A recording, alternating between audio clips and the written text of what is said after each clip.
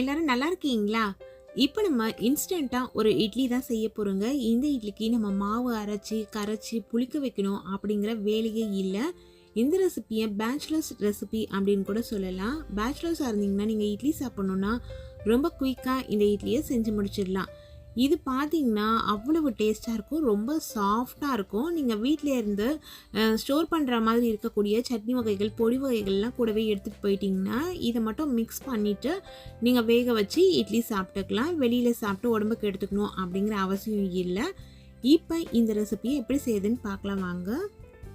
முதல்ல ஒரு மிக்ஸி ஜாரில் 1 கப் அளவுள்ள அவல் சேர்க்குறேன். அவல், வெள்ளை அவல், சிகப்பு அவல், இப்படி எது நம்மக்கிட்ட இருக்கோ சேர்த்துக்கலாம்.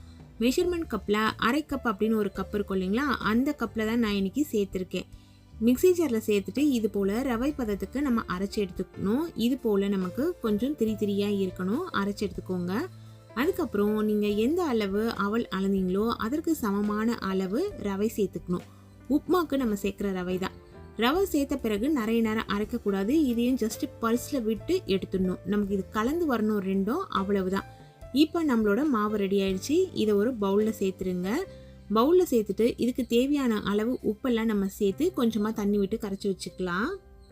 நம்ம எடுத்திருக்க அளவுக்கு ஏற்ற மாதிரி தான் உப்பு சேர்க்கணும். நான் இன்னைக்கு 1/4 டேபிள் ஸ்பூன் அளவுள்ள உப்பு சேர்க்குறேன். இதில் தயிர் சேர்த்து கலந்துக்கணும். நீங்கள் எந்த அளவு எடுத்தீங்களோ அவல், அதற்கு சமமான அளவு தயிர் எடுத்துக்கோங்க.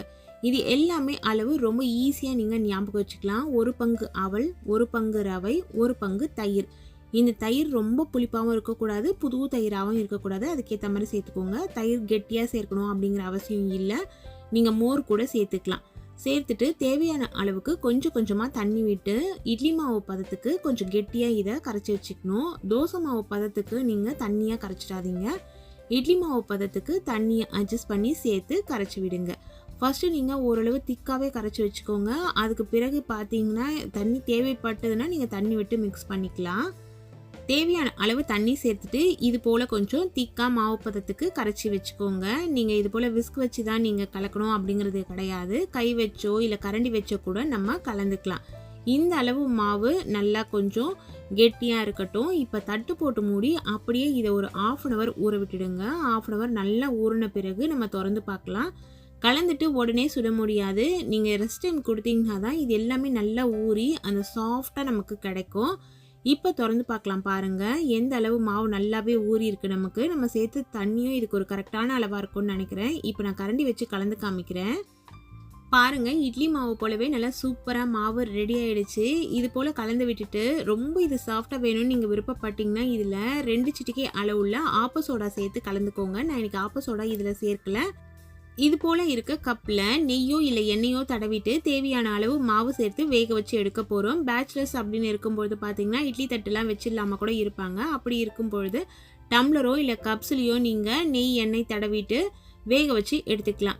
இப்போ தேவையான அளவு மாவு எல்லாத்துலேயுமே ஃபில் பண்ணிடலாம். இது ஃபில் பண்ணி வைக்கிற அந்த சமயத்தில் நீங்கள் ஸ்டவ்வில் இந்த மாவு வேக வைக்கிறதுக்காக தண்ணி ஊற்றிட்டு கரெக்டாக தண்ணி சூடேறட்டும். சூடேறின பிறகு தான் இந்த கப்ஸை எடுத்து நம்ம வைக்க போகிறோம். நான் இன்றைக்கி இட்லி பாத்திரம் தான் வச்சுருக்கேன். இட்லி பாத்திரத்தில் தண்ணி சேர்த்துட்டு அதை நல்லா ஆவி வரட்டும். ஆவி வரும்பொழுது இட்லி தட்டு அது மேலே வச்சுட்டு ஒவ்வொரு குழியிலையும் நம்ம இந்த கப்பை எடுத்து வச்சிடலாம். இது போல் தண்ணி சலசலன்னு கொதிச்சு வரணும். அதுக்கப்புறம் தான் நம்ம எல்லாத்தையுமே எடுத்து வைக்கணும். நீங்கள் எந்த அளவு மாவு தடிமனாக ஊற்றுறீங்களா இல்லை கொஞ்சம் தடிமன் குறைவாக ஊற்றுறீங்களா அப்படின்றதுக்கு ஏற்ற மாதிரி தான் வேகிற டைமு.